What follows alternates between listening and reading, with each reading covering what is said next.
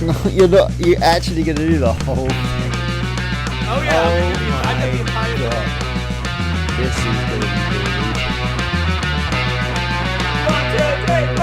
Bienvenue chez Punks Parler Lutte. Sur cet épisode, nous décomposons les coups, nous avons sur les tourneurs. Tourneurs rois et reines du ring étant dans nos restes avec ce Backlash France. Je suis R.W. Hellbone, le Rock Prince de PA. Salutations de citation nécessaire défilé. Je suis le moitié de la choreo qui représente le moitié de votre Punks Parler Lutte, champion du podcast par équipe interuniverselle Hotel du Monde. Maintenant, puis et pour toujours à la mes côtés, 35 cents mille et Londres, England. That can't be right. Il est le partenaire du podcast de mon équipe. Il est l'éternel moitié de la couronne. Quelle est l'éternelle moitié de votre Punks Parler Lutte, le champion du podcast inter-universal tag team sont les hôtels du monde. Mon cher, did you know?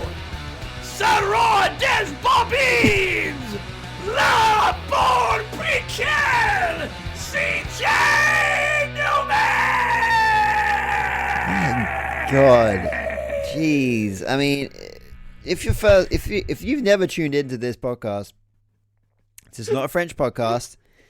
That was just our intro that we do every week, or RW does every week, in French.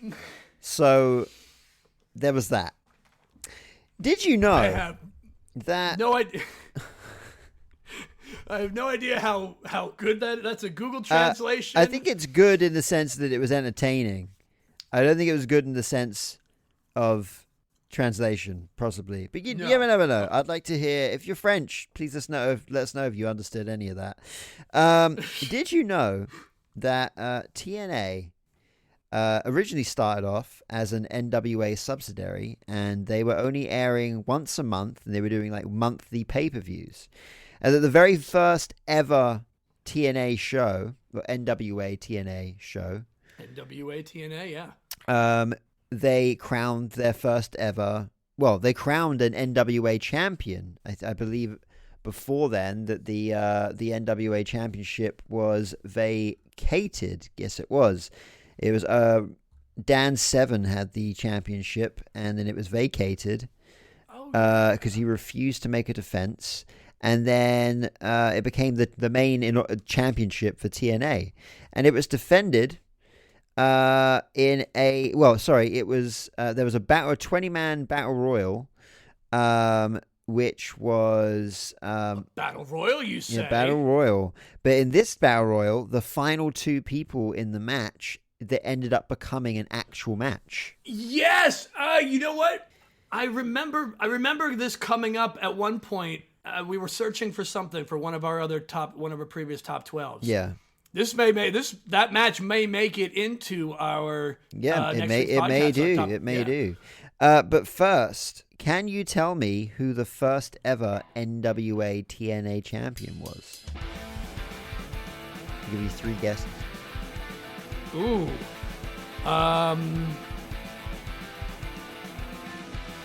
Dusty Rhodes. No.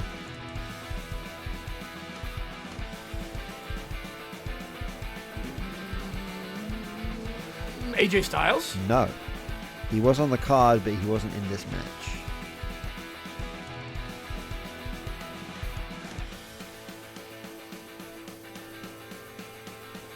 Jinder Mahal. No. Just to say his name, just yeah, we haven't had one this week. No, it was Ken Shamrock. Oh shit! People. In this match was Jeff Jarrett, Buff Bagwell, Norman Smiley, R-Truth, Conan, Rick Steiner, Scott Hall, Steve Corino, Brian Christopher, all in this match, among other people that I have no fucking idea who they are. And just a really quick note, Jeff Jarrett was eliminated by Scott Hall, who wasn't in, and Toby Keith, country legend. I don't know why or how that happened, but I want to know. Well, I guess we're gonna have to watch that match. Yeah. But we also had on that event the Flying Elvises versus AJ Styles, Jerry Lynn, and Low Key. So that was AJ Styles' first ever appearance, and it was the first ever TNA show. So there you go. Shout out to AJ Styles. There's a big old TNA sized. Did you know? Nice. Okay. Well, I mean, shall we just dive right in? Yeah, let's fucking. How's about we do it? It's sweet on parler. Apparently means how's about we talk, and sweet of parler. Backlash, Lyon, France. Backlash France. That's what it's called.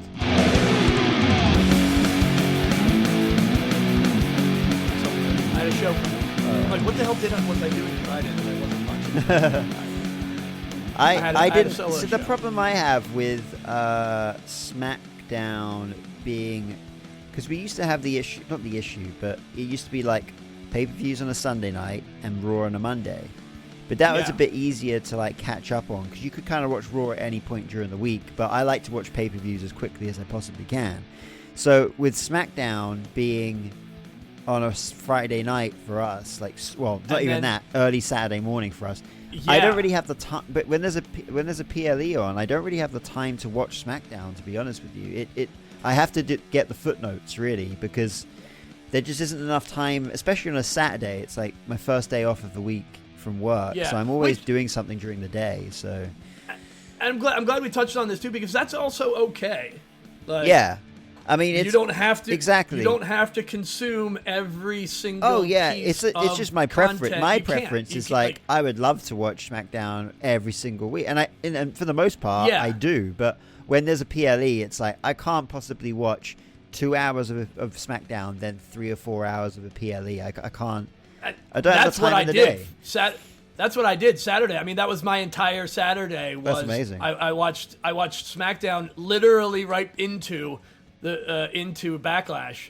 Yeah, because that was the only time I could. That's great. I mean, so I didn't know when I was gonna watch Backlash. Because I had a busy weekend, but plans kind of changed on the Saturday. So I know I ended up watching it, I guess, just after you did. So we were still you had started before. I'd started before you guys had finished. Actually, yeah. And we were live. Yeah, I was only a few hours behind. So.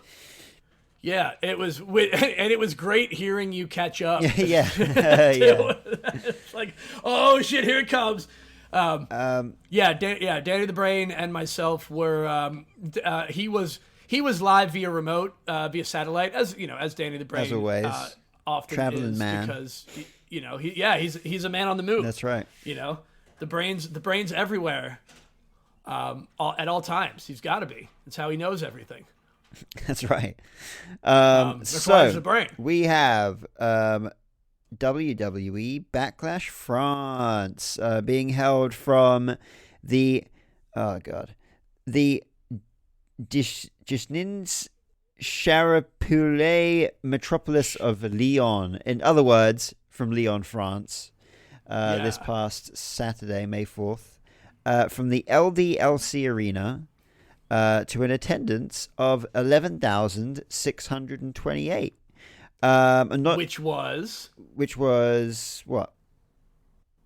Oh, I was gonna lead you into. I thought you had the fact there. Oh, there was a fact. I don't have the exact number here, but the 11,628. This show was the highest gate for any arena PLE that the WWE have ever done. So they made the most money from tickets. I guess which shows that the ticket prices were potentially quite high. But I guess that's probably because they knew that regardless of what price they made them, that people would just buy them. With official attendance of 11,682, WWE announced during the show that Backlash 2024 was the largest gate for an arena show in WWE history. They did not announce the gate for Backlash, but the previous record was held by Money in the Bank from last year, which was in London, and that made $3.32 million. So that whatever they did at this event was much more. Exceeded 3.2 million. Yeah, 3.32. Yeah, so 3.32. Yeah. Yeah, that's a shitload of money. Booming. Whatever Wrestling it's WWE is hot. Yeah, I think right now, and it's hot. It's so nice to see. It's hot everywhere, not just here. Yeah. Yeah, everything's flourishing, man, and like, you know what, like, it's nice to see. Like, I don't really watch any other promotions, but being on Instagram, being online, you do get to just see, and on YouTube and stuff, you do get to see a few tidbits here and there of what's going on in other companies. And like, I saw that TNA had Under Siege, one of their pay-per-views this past weekend. Yeah, I didn't get all the info, but you know, Broken Matt Hardy's back in TNA, which is great for him because that's where Broken Matt Hardy began, and I feel like that's a company that lets him really go for it with that character, which is nice. It's good for him. Yeah, absolutely. I love that Matt is. Love that Matt is working. Yeah, and I love doing what he loves. I love the fact that before we get into Backlash, so we'll just cover this real quick. I like the fact that you know, TNA, you know, they know their limits. So for example, you know, this isn't a dig at AEW, but it's like AEW aren't pulling in the crowds right now, but instead of like doing a venue which is 1,000, 2,000 attendance, so it's a sold out building, they'll book the Wells Fargo Center and only sell about a third of the tickets, and it looks terrible. Yeah, so TNA know what they're doing, and like I love the venues they're booking out. They did the Hammerstein Ballroom last month, and it looked amazing. So they sold the building out. And it looks great. Like you're selling. It's a sold out building. It doesn't matter what the attendance is. It's sold out. So as someone, you know this as well as I do. As someone in a band, we both fully understand that as well. Yeah. Some of the worst shows, the worst looking shows, were when we were playing a too big place with not enough people there. Like, that's right. 100 people in a 500 cap venue looks terrible. Looks really bad, but 100 people in a 100 cap venue is really, really good. Yeah, that's really, giving really off good vibes. Good. Yeah, it's the same people, but the smaller room makes makes everything better, and it's a hard lesson that they're learning fast. Yeah. Anyway, I mean, to end on a you know, just a shout out to freaking TNA. Like, you think about it, man. Like, that's where we're going. After the WWE, like, they are the longest tenured wrestling company in North America. Think about that. That's wild. Continuous, right? Because TNA, whether you call them TNA or Impact, it doesn't matter. They've never stopped. They've never gone away. No, I mean NWA. NWA. But they took pause, and also they weren't on television for a long time. And you know, TNA is a fucking. They're like underground kings. Yeah, and they've had their wobbly moments, but they've really figured out who they are and what they can provide. And I think out of all companies out there, I think they figured it out because if you think about it, you know, because they changed their name to Impact years ago, and they've gone back to TNA as of last year. And I think that was probably because they were like, we know who we are now. Like, we are Total Non-Stop Action Wrestling, and that's who we are. And I think they just, what they're putting out right now, from what I've seen, like, again, like, I don't know how I go about watching TNA in the UK, and like, you know, I don't know if I have the time for it, and that's okay. But I actually have been seeing a lot more clips of TNA recently and going like, this looks really cool. Like, I dig it.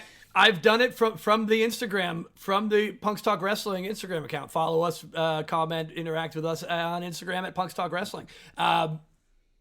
When we started following the other promotions, now they come up in the feed. Yeah, I'm seeing the same thing. I'm seeing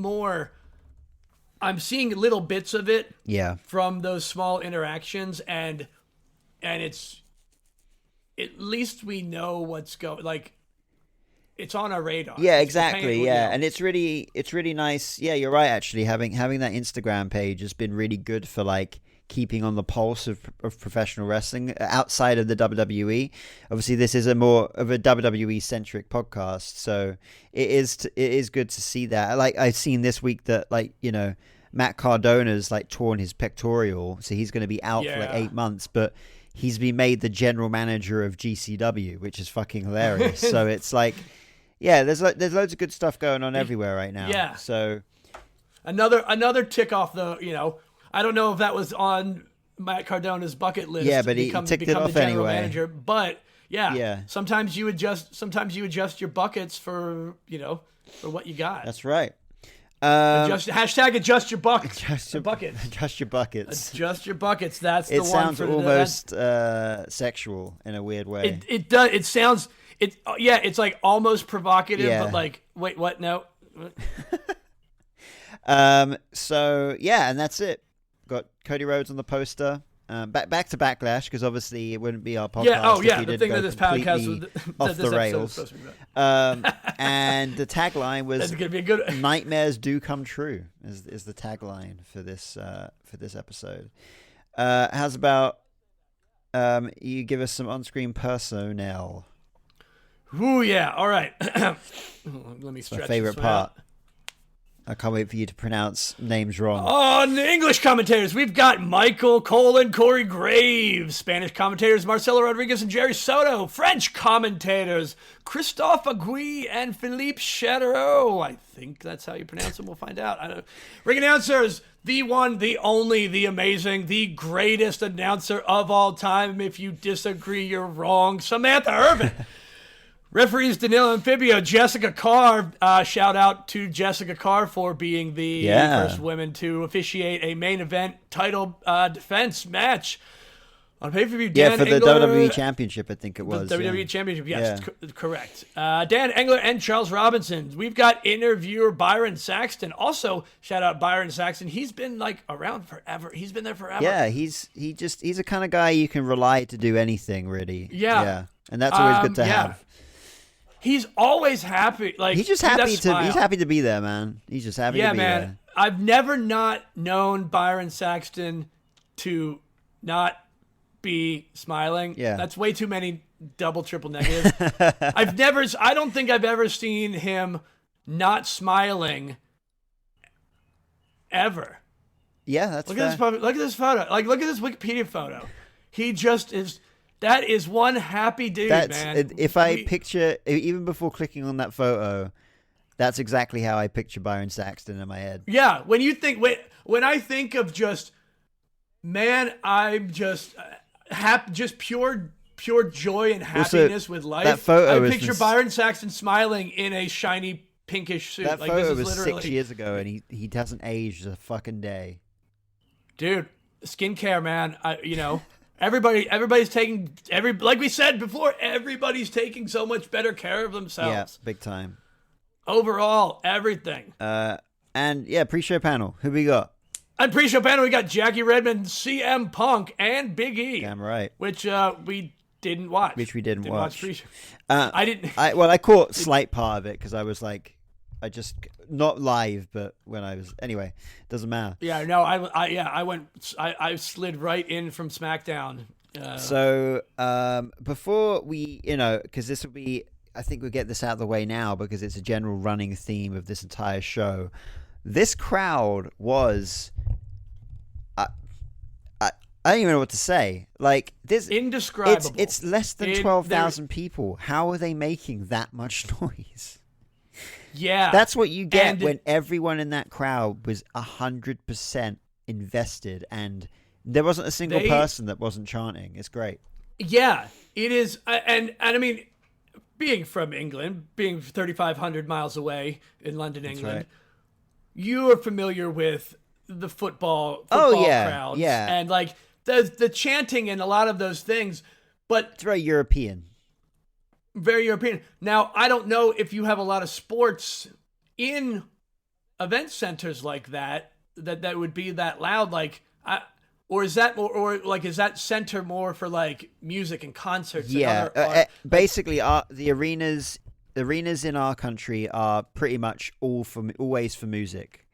Yeah. So you don't have arena sports. We don't have basketball. We don't have hockey and stuff like that. Yeah. We don't have arena sports. All your shit is outdoors. That's right, yeah. Which is, so that's another just difference. But yeah, that veracity of energy and like I felt like I was there. Like I could not. I have no notes. I have zero notes taken during the event because I couldn't not look at everything. It was the atmosphere was unbelievable. Like, you know, everyone goes on and on about British crowd. British crowds being incredible, and they are. Like I've been in those shows, and you know, like Clash at the Castle a few years ago was incredible. Like that crowd brought it, but like this was wild, a different man. level. Like, this was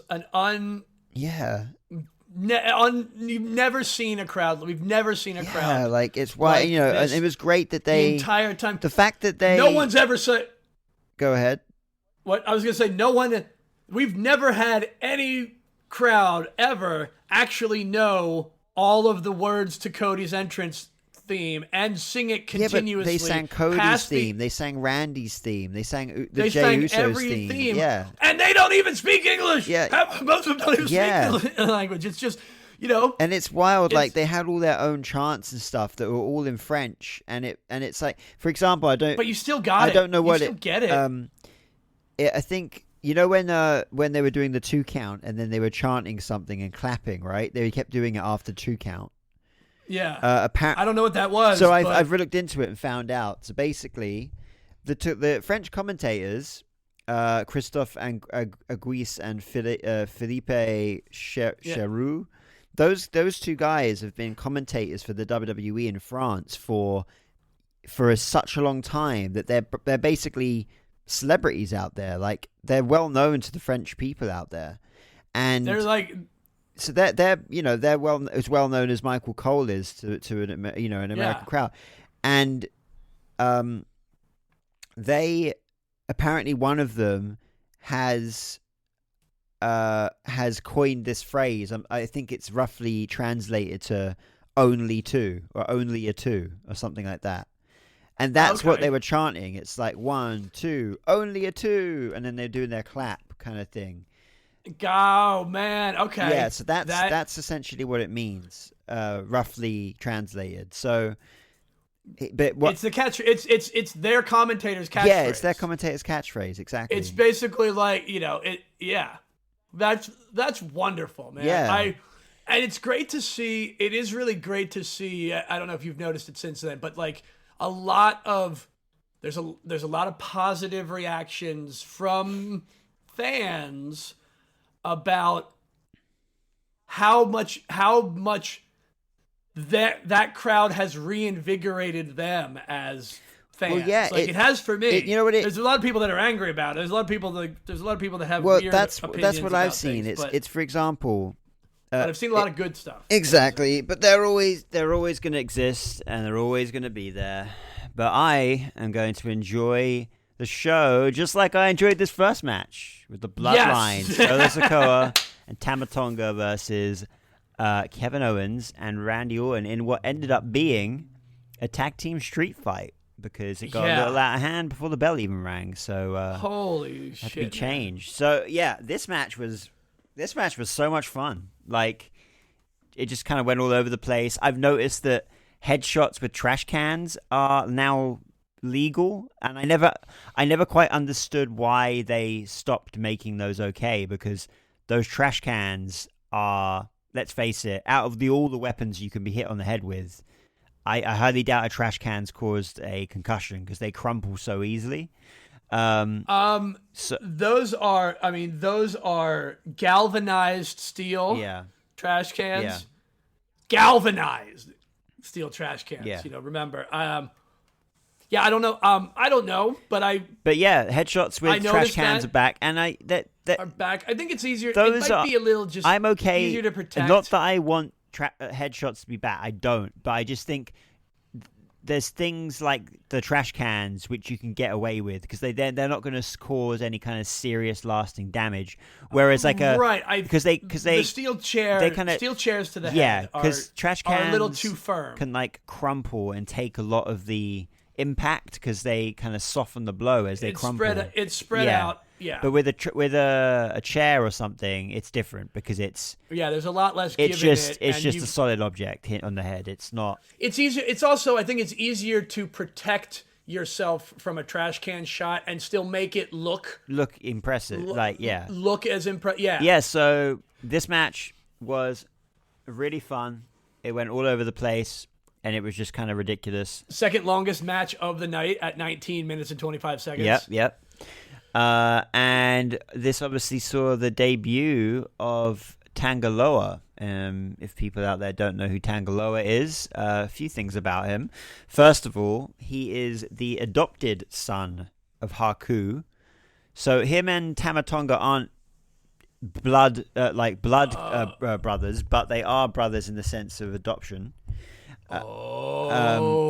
Interesting. Indeed. Also, if people don't know, like the little tapping my finger against my chin. Tamatonga and Tongaloa were in a tag team in New Japan for the longest time. They were New Japan heavyweight tag team champions out there, and they were called the Gorillas of Destiny. Or GOD, as they were known as. And I don't know if you guys, what the hell? I guess you guys is in the people listeners, I guess. But I don't know if you... Use guys. If you noticed, but when the match ended, Corey Graves said, this is guerrilla warfare, Tangaloa fulfilling his destiny in joining the bloodline. So obviously saying Gorilla and Destiny, making a nod towards Gorillas of Destiny. He's so fucking great. And another thing about Tangaloa, Gorilla, and even sets. I mean, it literally sets up the breadcrumbs of guerrilla warfare. Yeah, war games. Exactly. And if you aren't familiar at all with Tangaloa, then you might be familiar with a little wrestler called Camacho, because he was Hunico's tag team partner, because Camacho or Tangaloa used to be in the WWE under the name Camacho. I did hear something about that. Yeah, so somewhere on the threads on the threads that came up. And if you don't know who Hunico is Sin Cara. And if you don't know who Sin Cara is, he's no longer with the WWE. That's right. But yeah, Hunico, Tangaloa was Camacho, who was tag team partners with Hunico. And I believe... Who became... no, they weren't tag team champions. But, still. So there's a lot of history lore. There's a lot of WWE history lore. That's right, yeah. So, but yeah, obviously Tangaloa getting involved, joining this new bloodline. Obviously it came out in SmackDown that Paul Heyman has not spoken to Roman Reigns since his match at WrestleMania. And also, Paul Heyman has said that he's the one that pulled Roman out of the draft. It wasn't Roman that pulled himself out of the draft. Yeah, what are going to be the repercussions here? Yeah. But the thing is, I feel like right now, especially with when the bloodline came through from Gorilla and they walked past Jey Uso, Paul Heyman had this look on his face with Jay as if it was almost like a hostage situation. Like he was like, 100%. help me. Oh, it was a cry for help. Yeah. I think what might come out is that Solo, who I'm going to believe is this new, who he believes he is this new tribal chief of this young bloodline, this new bloodline. So I reckon that Solo basically threatened Paul to remove Roman from the draft, so he wouldn't be drafted to a show. I think that's what we're going to end up at here. That's it. That's an interest. Yeah, that's an interesting take. Yeah. We still don't know. Now Solo has not referred to himself as the tribal chief. He hasn't. And I think they're doing that on purpose. No one has. So we do not.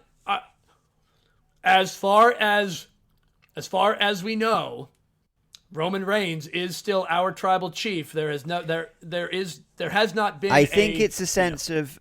It's not a sense of who is the tribal chief. I just think it's a sense of who is in control. Who sees who as their tribal chief? Because I don't think Solo sees Roman as his tribal chief. Do you know what I'm saying? Maybe.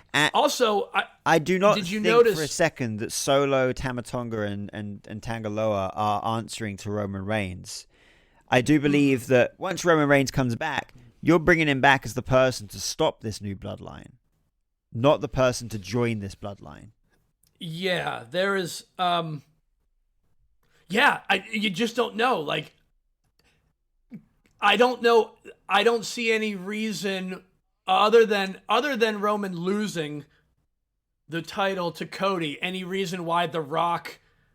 It's an easy reason why The Rock would be disappointed in Roman, I guess. But I don't know I don't know if or how they're going to tie The Rock into this, if they even are. And I really don't know that they are. Well, and they might not even need 4 people. There's 2 ways you can go about it. It's just like you either have The Rock as the new tribal chief and that's who this new group are answering to, or Solo is claiming that he's the tribal chief because Roman isn't around anymore.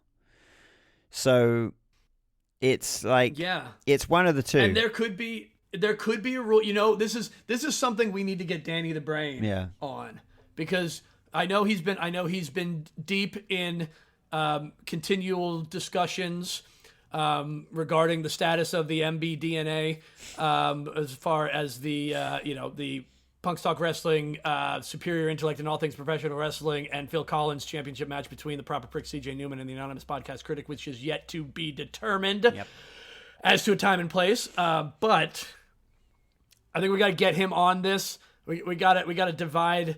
We got to take some time, and we got to really flush out where the paths of this bloodline saga may go, because there are so many missing pieces still. Yeah, and I think that's the whole point. I think that's the kind of storytelling that they've been doing for quite some time. It's mystery. It's like, who's pulling the strings? Like who is. You got to think that we're going to end up at a full-on bloodline civil war. I really doubt at this point, Roman Reigns is a face like the WWE have always wanted him to be, or at least Vince McMahon's WWE wanted him to be back when he was the big dog. He actually is a real full-fledged face now. People want to cheer Roman, and I think the best way, once he comes back, is to have him go against this brand new bloodline who are full-fledged heels. It's the way he can be the neutral. Like he's not going to be a baby face in this sense of he won't be a John Cena baby face. He'll be a face. That was the problem when they tried to make him the baby face. He'll be a face like Stone Cold was a face. Now I'm not saying that he's like going to be like Stone Cold, but in the sense that Stone Cold was like he had like a bit of an attitude. A bit of an anti-hero. Yeah. He's the anti-hero kind of realm. He can still be exactly the same character, and he can still tell a crowd to acknowledge him. Yeah. But he can be cheered instead of booed. Absolutely. Kind of during the era when Sami Zayn was in the bloodline, like he was getting cheered around that time, and it felt it felt natural to do it. It felt good. Yeah. It felt good to, you wanted to. You wanted to. Yeah. I think that it right there was also, we can say the new era starts whenever, this year, but it really didn't. Like this new era was in the works for a while. Obviously some of these storylines. I did hear someone say that this new era started when the camera panned out and Paul Heyman was sitting next to Roman Reigns at the end of that pay-per-view. Yeah. That's when the new era begun. Yeah. Yeah. Absolutely. This is out of that would have been that era when the Tribal Chief era when it began. That was like the demo version of this era to put, pre-production. Yeah.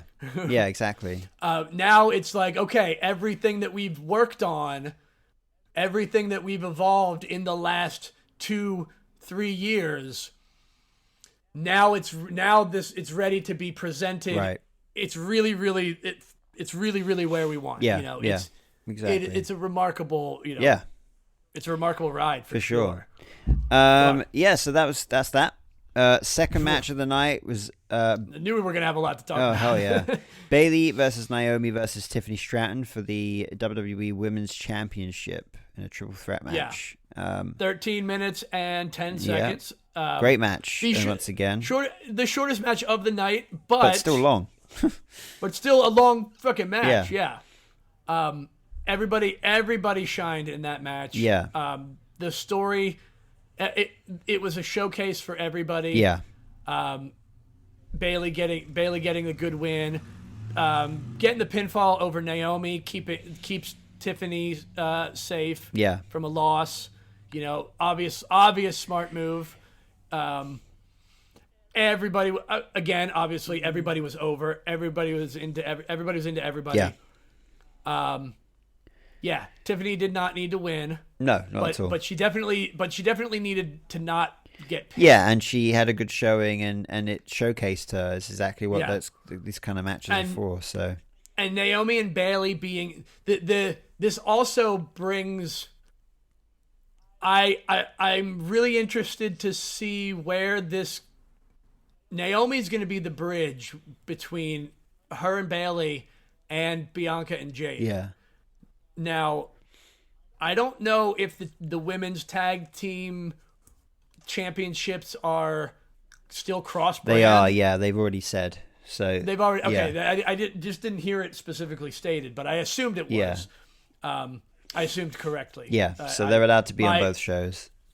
Yeah. So we know that Naomi, Naomi has a good history with Bianca and Jade from WrestleMania, and Naomi and Bayley, their friendship is super strong. So I am really interested to see what happens in that dynamic. Yeah, but that was a great match. I mean, we'll see where we go on SmackDown from there with the Women's Championship this Friday. Yeah. Then next up was Damian Priest versus Jey Uso for the World Heavyweight Championship. Yeah. I mean, we've already mentioned Jey Uso's entrance. Fucking incredible. Just ridiculous. I was obviously Jey Uso's my fucking guy right now, and this is one of those matches that Damian Priest has been. He's his first championship run. It's his first kind of. Feeling out stage. It's like, is this guy going to work as a world champion? Because sometimes it does happen when people become champions, and it's like, oh, this doesn't feel right. It feels right with Damian. But the good thing is, it still felt unpredictable. I still felt like there was a chance that Jey was going to win this match. Unlike the main event, it was kind of a given who was going to win, I think. But with this match, it could have gone either way. And after this match, I have determined that before all of this potential bloodline civil war stuff happens, they need to put a singles championship on Jey Uso at some time. Like, he deserves it. He has been doing this singles run now if you think about it, he had it during the pandemic, and obviously his brother came back. They were tag champions for a number of years. And then obviously now he's been solo again. And I think he is well overdue a singles championship. I really just think he deserves one at this point. So yeah. And and spoilers for, well, it should be spoilers for Raw at this point. You saw Raw. I've seen Raw, yeah. Yeah. Him being the replacement for Drew McIntyre, who got injured, and there's some other wild things going on with that whole thing. Yeah, we'll get to Raw and the King of the Ring in a second, but yeah, Jey Uso's now in the King of the Ring, which is great. Yeah, Jey Uso's now in the King of the Ring. He does not defeat Damian Priest. We wouldn't be talking about he needs a singles championship if he won. Yeah. Damian Priest does retain with some help. With some unwanted help from the Bloodline, which we then see essentially Damian Priest just, hey man, I'm sorry, I lost my temper. Yeah, I love that on Raw, because honestly, you never get that shit in pro wrestling, and I love that it's like, oh, someone's just like saying sorry for his actions. It's like, oh, he's a human being. He overreacted. Yes, it's like. That's a fucking championship move. Yeah. That's what a champion. That is what a champion does. He takes accountability. Yeah. You know? For sure. I love that. I thought that was great. Yeah, because that's not normally the direction they go in with this kind of shit. Like this would have caused the breakup of the Judgment Day in the next couple of weeks. This really reins it back in again. This really postpones. So, yeah. It really does. I like that the tease is there. I like that the struggle is there at times, because it is, dude. As dudes in bands, it's hard to keep a band together. Oh boy, yes, it is. It is difficult to keep a faction together, just like it's difficult to keep a band together for too long. It's just how it is. But letting them let a little bit of surge and then that backswell. Yeah. Because I even commented when we were doing a little live threading that he was getting a little too over arrogant too quickly. Yeah. Yeah. It was going to his head real fast, and I think them scaling it back is actually just super smart for people like us that get it. Yeah. It's like, oh man, they're working everybody on every level. Yeah. Wonderful fucking match. 15 minutes and 45 seconds of just and as I say, I think a good way to go right at some point is have, what would be great is a friendly rivalry, Jey Uso versus Sami Zayn for the Intercontinental Championship, maybe at SummerSlam. Like, could be a totally friendly rivalry, and like Jay maybe if Jay wins the King of the Ring and he chooses to maybe face. Oh, Jay's not winning the King of the Ring. He's not, but Oh, there's no way Jay is not getting Jay. Honestly, Jay's getting kicked out. Jay's not getting past next round. He's not, because he's facing Eagle-Eyed Dragunov. So, well, for one, Oh, he is facing. Yeah, no, I think it's Drew McIntyre is going to cost him that. Yeah, certainly. Yeah, the Drew McIntyre drama is not over. No, if he can't, he can't get his hands on CM Punk right now. But it's this whole that whole angle too. Yeah, we'll talk more about that. Yeah, we'll get to Raw. Match. The next match, we've got Bianca Belair and Jade Cargill versus the Kabuki Warriors, Asuka and Kairi Sane for the WWE Women's Tag Team Championships.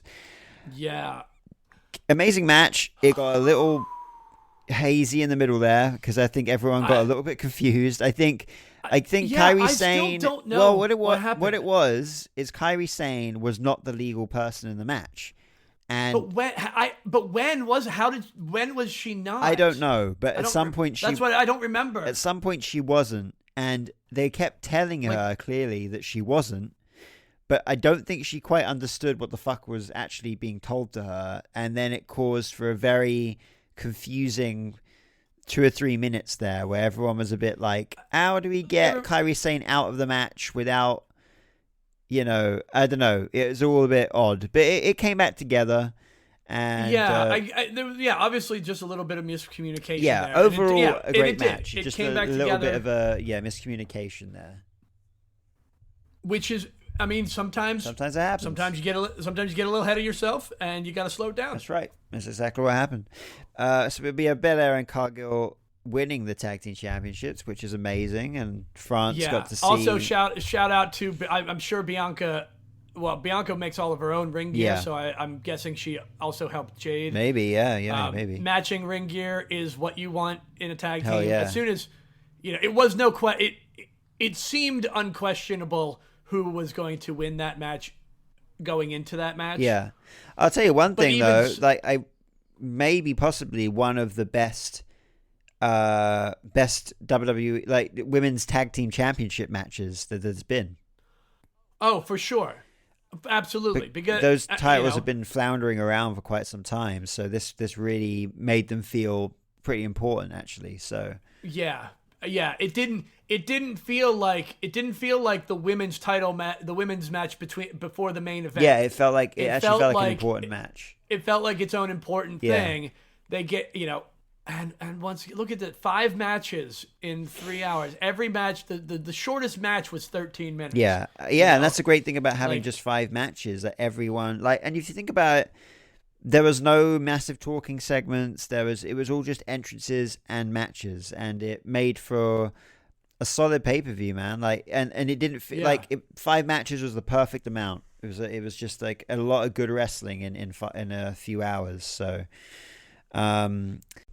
But now with Cargill and Belair being champions, I don't know who the fuck's gonna take those off them, but now that's great. We've actually got a tag team now. I'm not saying that Asuka and Kairi Sane weren't good champions, but the fact that these guys are a force to be reckoned with, so it's gonna make the women's tag team division hopefully quite interesting now.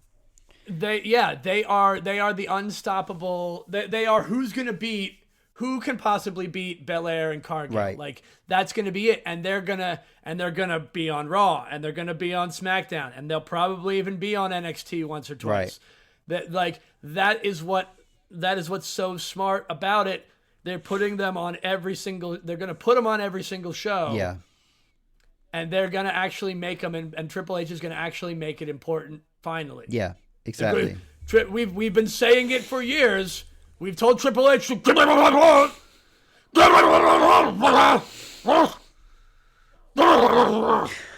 don't think a week passes without you sounding like a rabid fucking dog.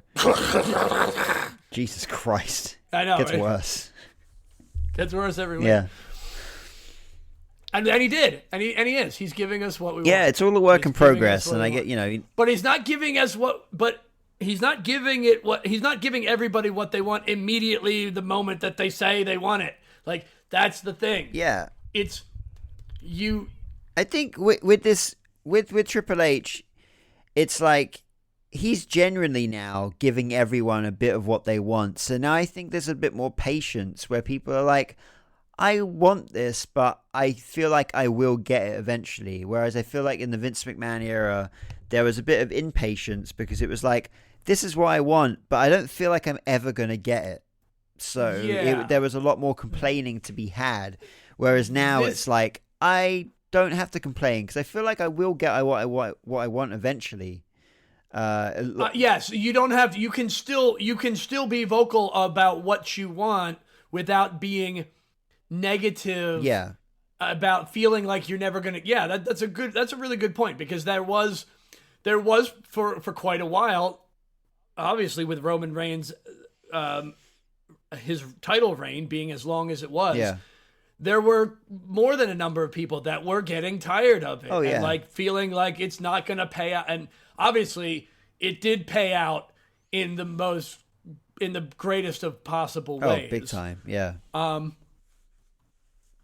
there's already, and of course there's already people that are complaining that Cody Rhodes, I don't even know if these people are actual real people. Let's just put this out there. I don't think some of these people are real people with actual real opinions, they're either just making dumb shit up, or honestly, they're just complete morons. I just think, you know what it is? It's like just people just want to find anything. And what it is like the big thing I've seen is like, Cody Rhodes has become champion and we've seen a massive slump in viewership. Well, two things. One, the viewership basically the viewership of Raw and SmackDown goes down by about 200,000 people every single year after WrestleMania. It's called the post-WrestleMania slump. It happens all the time. Second of all, WWE love to tout all their numbers, right? But one thing they don't tout anymore is viewership, because viewership doesn't fucking matter anymore, honestly, in the sense of like live viewership of a TV. Yeah, because it doesn't matter in the way. It certainly does not matter in the way that it was the only thing that back mattered. in the day, you want to watch Raw, you needed to watch Raw when it happened, and you'd have no other chance because that was the only time. Now it was live. It was on Monday nights, and there's no repeats. Exactly. There's no now there's streaming repeats. services. Now there's Hulu. Now there's all sorts of fucking ways of watching it. And it's just like those metrics no longer matter. The metrics that matter still and will always matter is, are you selling out an arena?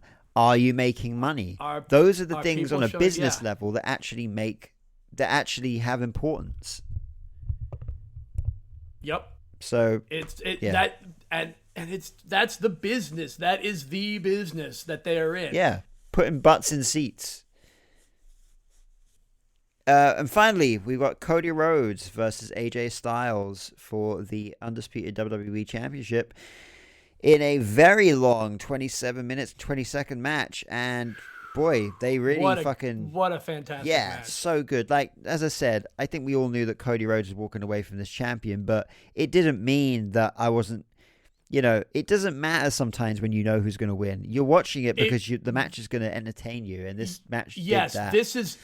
That is precisely, and I've seen a number of people comment similarly that this is, and it's not unlike what has happened in previous years.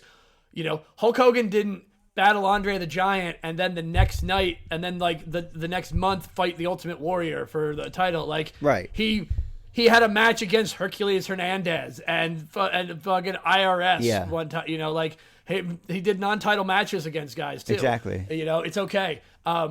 It's okay. You can do that. No, what it was he needed a good match. Yeah. And AJ Styles, the fact that they had never wrestled before, this far into both of their careers, that was the match. That's wild that they never have as well. Yeah. And everybody knew AJ. Yeah, everybody knew AJ. They were not going to take. They're not going to take the title off of Cody right now. Of course not. Just like they weren't going to take the title off Roman for 3.5 years. Yeah. Like everybody knew Sami Zayn was not beating Roman Reigns. Yeah, we're in that territory. And it's okay. We are. That was fucking entertaining too. We're in the same territory right now, and Cody Rhodes will hold this championship for as long as it organically feels right. But here is the thing about AJ Styles, and here's something to always take that I will always take into consideration that for me is more meaningful. AJ Styles is a former multi-time world champion. Yeah, he's always credible as a contender. Yeah, always. For the Let's title. not forget, like the finals match for the inaugural World Heavyweight Championship was Seth Rollins versus AJ Styles. It's because he's reliable in that sense. He is exactly. It's just like Randy Orton. Randy Orton can get a title match in a snap of a fingers, and it's believable because it's fucking Randy Orton. Yeah.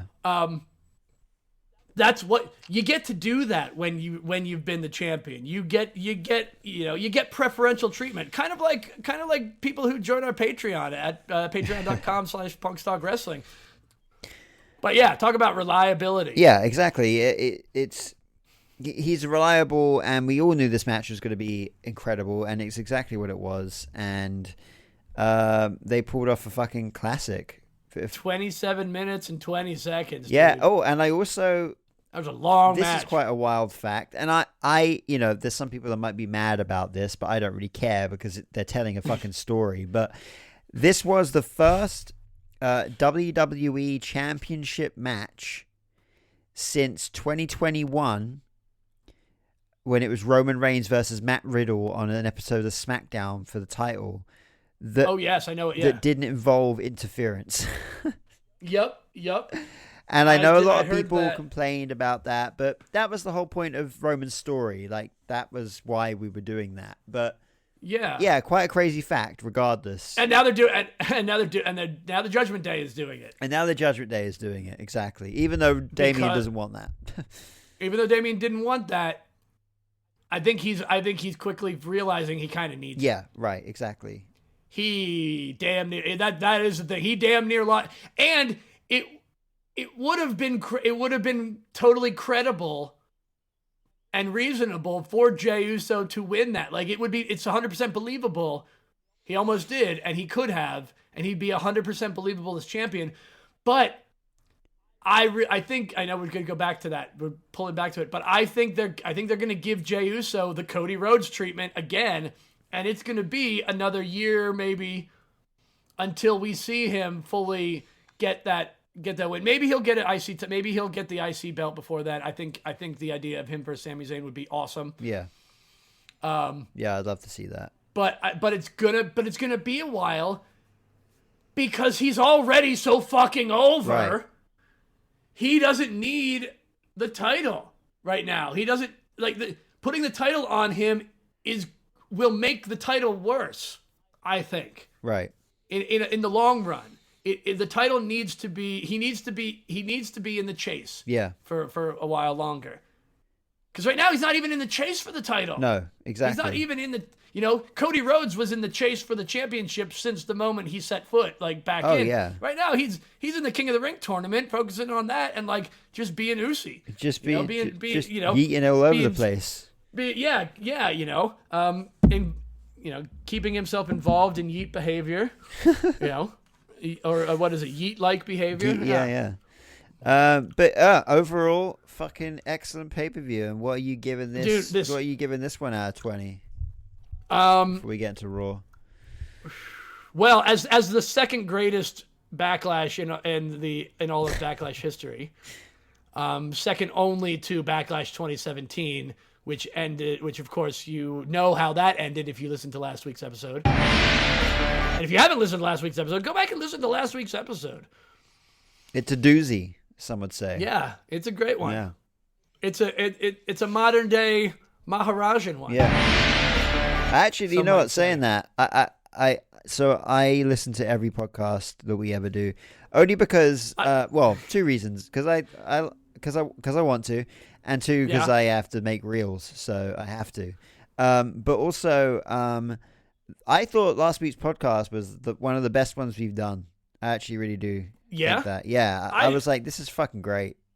This is fucking great. It felt real good. Yeah, I rarely actually get to listen to the full final podcast in one. I don't listen to it in one in once I've sent it to you because I'm listening to all of it. Well, yeah, you kind of edit the whole thing, so yeah, it's fucking good. Yeah. Anyway, it is. We are fucking good. I mean, dude, of course, we're the Punk Talk Wrestling Inter-Universal Tag Team Podcast Champion hosts of the world. Exactly. Until anyone else wants those championship titles, we'll just forever hold them.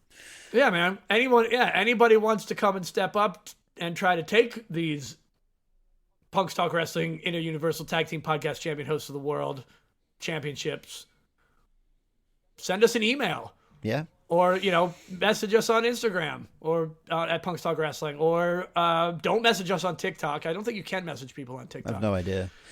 Yeah. If you message us on Facebook at facebook.com/Punks Talk Wrestling, we probably won't see it because we rarely see. Instagram's I'll get messages. For us. Yeah. Instagram. Hit us up on Instagram. Or, or start commenting some stuff on Threads. Both of those are at Punks Talk Wrestling. That's right. So what are you giving this out of 20?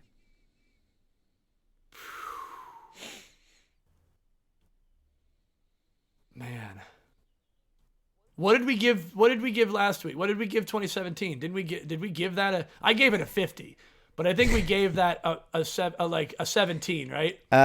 We gave 2017. Yeah, 2017 was a 17 out of 20. Yeah. Yeah. It's. I got to give this a 20. It's a 20. It's a solid 20. It's a natural 20. Like there was nothing bad about any of these matches. Like everything ended the way I thought it should. Everything ended in the best possible ways that could have. There were legitimate times where I did not know what was going to happen or who was going to win. They're doing everything right. Yeah. It's still second. And that's where reality, like numbers in the Punks Talk Wrestling inter-universe don't necessarily have to be sequential. So it is a 20, but it's second. So I am going for... So I was going to give it an 18. And the reason I'm giving it an 18 is because... You're a prick? Because I'm a prick. Well, yeah. I'm the proper proper prick. Is because I think 20s are reserved for shows like WrestleMania 40. Yeah, you would think they would be. And because I think WrestleMania 40 was the better show, therefore I can't give this a 20. It has to be an 18. I see what... Can we give... Well, that's fine, because that comes out to a 19. It comes out to a 19. It's not a 20. I mean, there's no way that nothing. What did we rate WrestleMania? Didn't we rate? I don't think we actually did rate WrestleMania, but if I I don't was think we going to actually rate did rate WrestleMania, it WrestleMania. would have been a straight up 20. Yeah, I think I would have rated. I would have given. Yeah, WrestleMania 40 gets a full 40. Gets double. Yeah, it gets a 20 from each of us. Yeah, it gets a 20. Yeah, so retroactively, we can tell you that WrestleMania is the perfect 20. Yeah, for sure. That's 40. But I guess if you're giving it an 8, if I'm giving it an 18 and you're giving it a 20, then I guess 19 is our I'm giving it a 20 because, then we got a 19. I should find, you know what? I should phone in. Maybe we want to get Danny the Brain's input on that. Yeah. See if we can get a live Danny. We'll see if we can get catch Danny the Brain live on recording. Well, we certainly won't if my phone's on airplane mode. We'll hold on to our tentative 19. Yeah. And we'll get Danny the Brain's number vote and see where that lies. Oh, here we go. Live on air reply. Oh. Caught Danny the Brain. He says it's tough. The crowd made it hot, but they were pretty hot agnostic of what was going on in the ring. I'm giving it a 15. 15? 15, yeah. Wow. That's hard. He's a critic, man. Danny's a little critical of this one. Was only 5 well, he's the opposite. See, he was only 5 matches for him, and only one match was really up in the air with outcome, And I'll be objective. Priest doesn't do it for me as a champion. But Backlash has always been a tough pay-per-view because it's rare it has anything newsworthy just coming off of Mania. Yeah. Well, yeah. I mean, fair. Danny, Danny the Brain being a little more critical than being quite the critic there than us, but that's okay. He's got a different view of things. Yeah, that's fair. And so that's what it is. So with that, I mean that does lower, that brings it down a little bit. But what's that average out to be? I don't know. Now you're bringing 3 numbers into it. It's too much for me to handle. Yeah. We'll say it just evens out to 18. It rounds up to your 18. Yeah, screw it. 15 is close enough. If he had said 16, then it would be right in the middle. Then 18 be right in the middle. It probably wouldn't have been. We always round up, just like in D&D. There you go. You round up. So there it is. Official Punks Talk Wrestling rating of 18. Backlash France. Yeah. Cool. And I guess I just quickly go through Raw here because obviously we saw the first round started of both King and the Queen of King the of the Ring tournament. Yes. We had, which I love, by the way. So there's obviously 4 matches in the first round, but they're doing one of the matches at live events. Yeah. Which is really cool. So it's really cool if going you're going back to its roots. Yeah, if you're going to a live event, there's something of actual importance that will be, affect what's happening on TV. Like it's, that's really cool way of doing things. So and what's the one? Is that Kofi Kingston versus Rey Mysterio? Yeah, I believe that's the match. Yeah. Is that that's the one for the men's? Like, holy shit, you guys are gonna get a banger of a match. Yeah, wherever that's. And that's just on the Raw side. So yeah. And also, another thing I love is the fact that this year, or this King of the Ring and Queen of the Ring, we're not just doing 16 members of the roster from both shows. We're doing 16 from Raw, 16 from SmackDown, and then at the actual final will be a SmackDown versus a Raw superstar. So we've got 32 wrestlers and overall 64 wrestlers, 64 male and female wrestlers involved in the King of the Ring tournament, which is a great way of getting 64 people on television.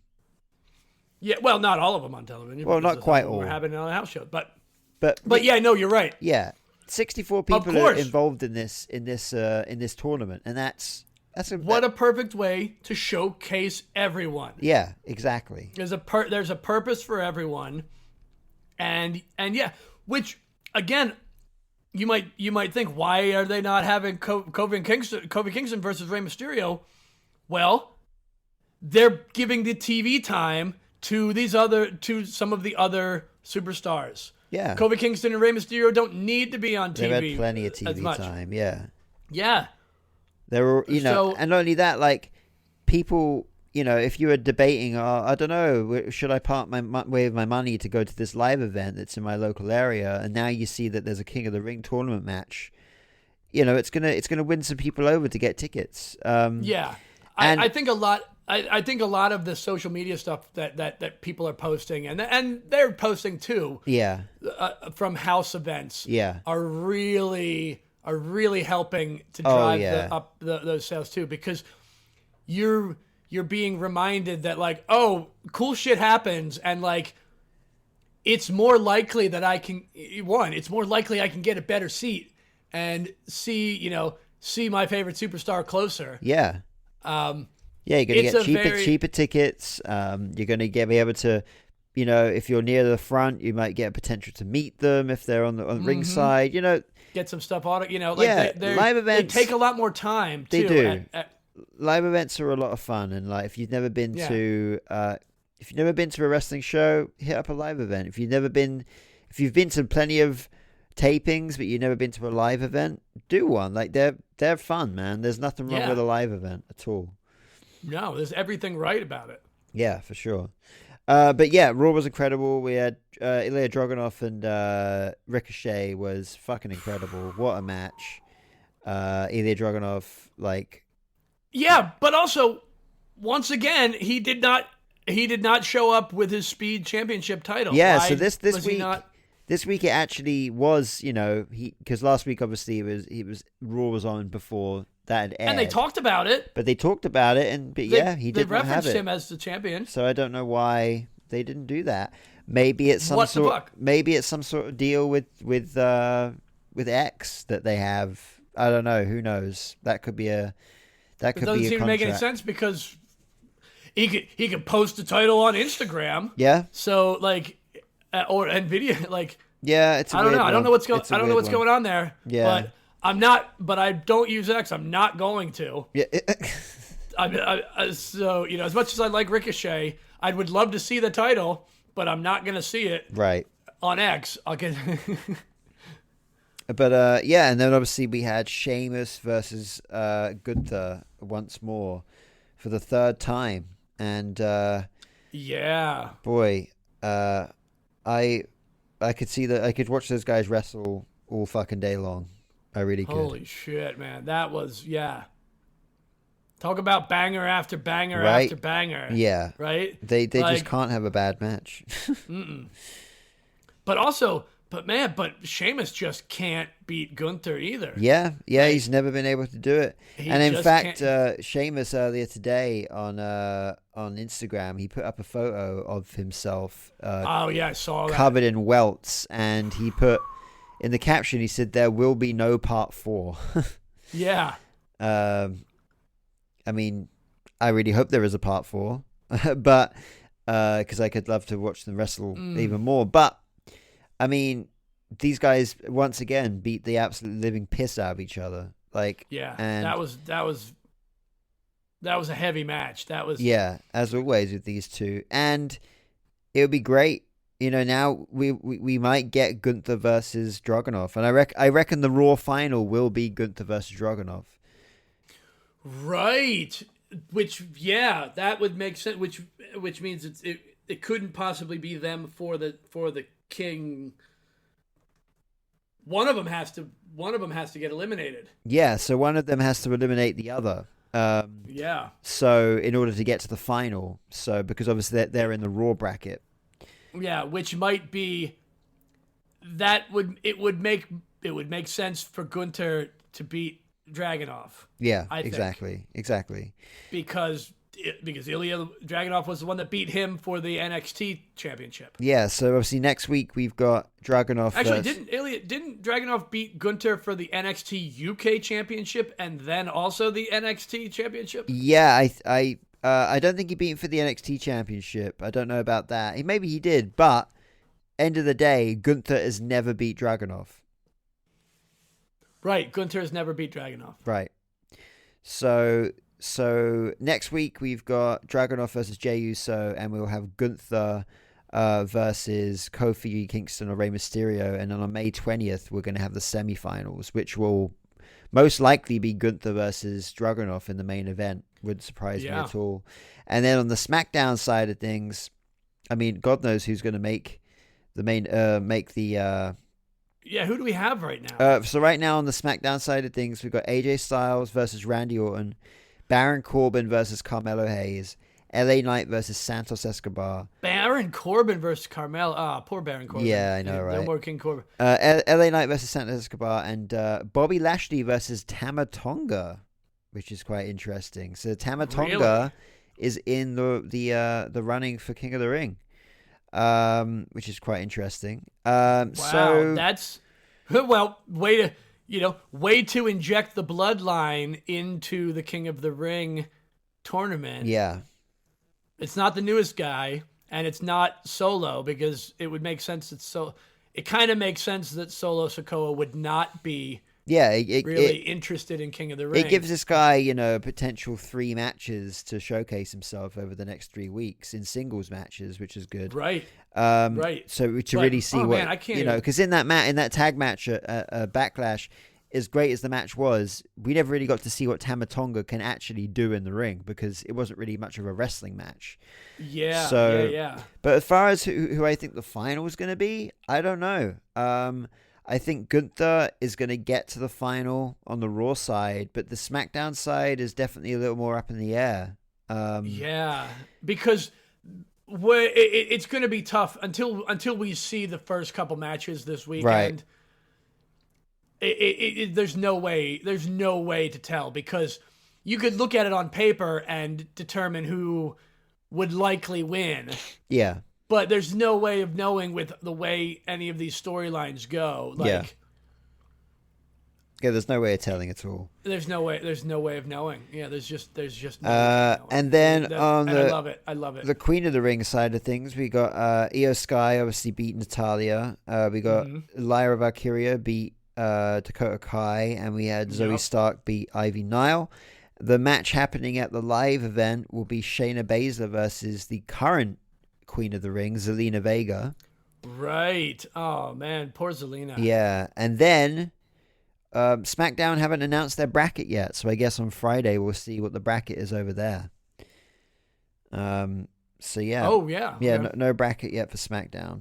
But, so we'll see. But It's great. It's a lot to look forward to. And you know, these matches aren't, you know, in the past, King and Queen of the Ring matches, qualifying matches or whatever, or round matches on Raw and SmackDown, haven't been given much time. 5-6 minutes a time, and then the final is the match that's given the time. But now, all of these matches are getting given ample time, which is great.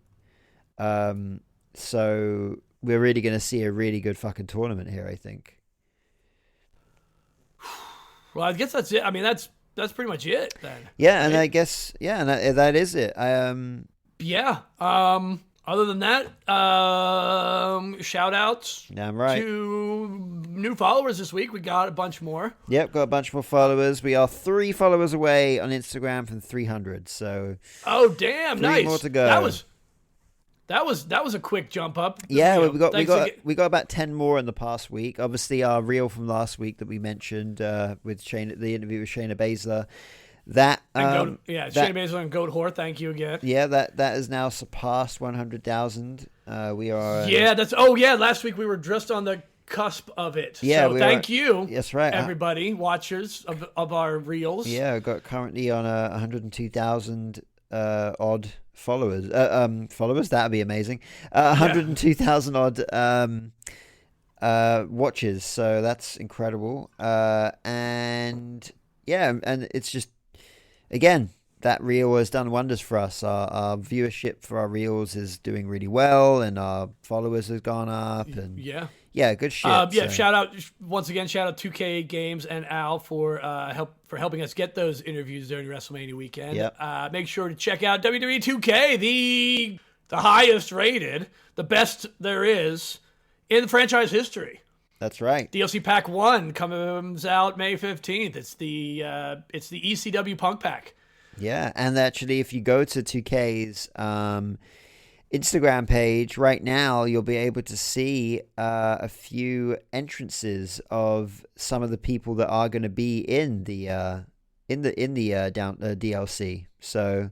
Yeah, and if you do that, tell them you did it because we told you to. That's right. Yeah, that would make us really happy, and them know that their time and help is actually worth it. Yeah, if you go up there, you'll see Sandman's entrance and the Dudley Boys entrance as well. So check those out. They're pretty cool.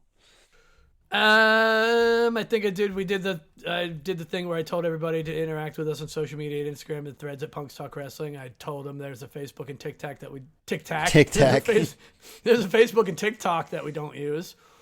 The YouTube channel is coming soon. Still coming soon. I mean, it's there. There's just content is coming soon. Yeah, right now it's just an empty page. We really should put those interviews up there like we said we were going to do. Yeah, the full interview. Tell us to do that. Email us at punkstalkwrestling@gmail.com and tell us to upload stuff to our YouTube channel. Next week's episode, we are going to do... it looks on our list, it says Top 12 Battle Royals. Oh, yeah, that's right. We put this on our list after, when Becky Lynch won the Women's World Championship in Battle Royal on Raw. Man, this is one niche Top 12, but here we are. I can probably... maybe say that this is one of the first... No, I'm going to say this is the first ever wrestling podcast about Battle Royals. Top 12 Battle Royals ever made. Yeah, ever. I think so. Yeah. If you've got a Battle Royal, a memorable Battle Royal that you remember, a memorable one that you remember, not an immemorable one that you don't remember. But if you've got a Battle Royal that's one of your favorites, for whatever reason, tell us on, tell us. I'll put something up in. I'll put a story up on Instagram for people to a question to answer. So yeah, there you go. Yeah, I'll do that. I'll do that later today or some point, and we'll get everyone's answers and see if in our top 12. If not, they'll definitely be in our honorable mentions next week. So yeah, man.